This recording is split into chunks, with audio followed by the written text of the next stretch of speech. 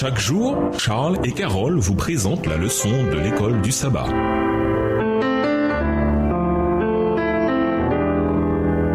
Bienvenue à notre émission. Dieu nous parle. Nous voilà à la leçon de jeudi, les Écritures et la vérité. Tout au long de l'Évangile, les Écritures jouent un rôle important pour nous parler de celui qui est le chemin, la vérité et la vie. Dans les Évangiles comme dans la Bible, Ancien et Nouveau Testament, les Écritures jouent un rôle clé pour révéler la vérité. C'est particulièrement vrai quand il s'agit de nous enseigner qui est Jésus et ce qu'il est venu faire. Lisons Jean 5, les versets 38 à 40. Que dit Jésus ici sur les Écritures? Jean 5, les versets 38 à 40. « Et sa parole ne demeure point en vous parce que vous ne croyez pas à celui qui l'a envoyé. Vous sondez les Écritures parce que vous pensez avoir en elles la vie éternelle. Ce sont elles qui rendent témoignage de moi. Et vous ne voulez pas venir à moi pour avoir la vie. » Jésus et ses disciples se référaient sans cesse aux Écritures pour confirmer qu'il était le Messie. Christ a dit: « En effet, si vous croyez Moïse, vous me croiriez aussi, car lui, c'est à mon sujet qu'il a écrit. Mais si vous ne croyez pas ses écrits, comment croirez-vous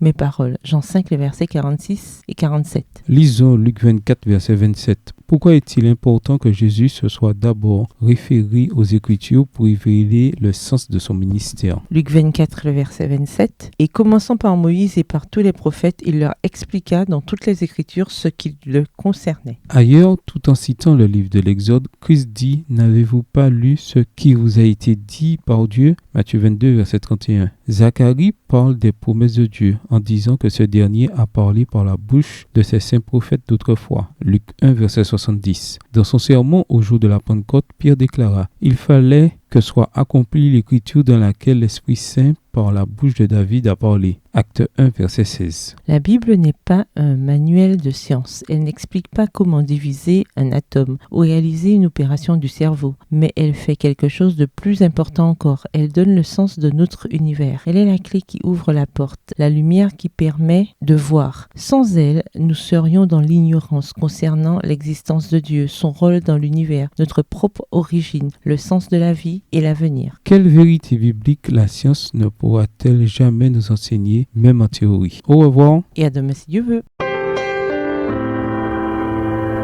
Dieu nous parle. Chaque jour, Charles et Carole vous présentent la leçon de l'école du sabbat.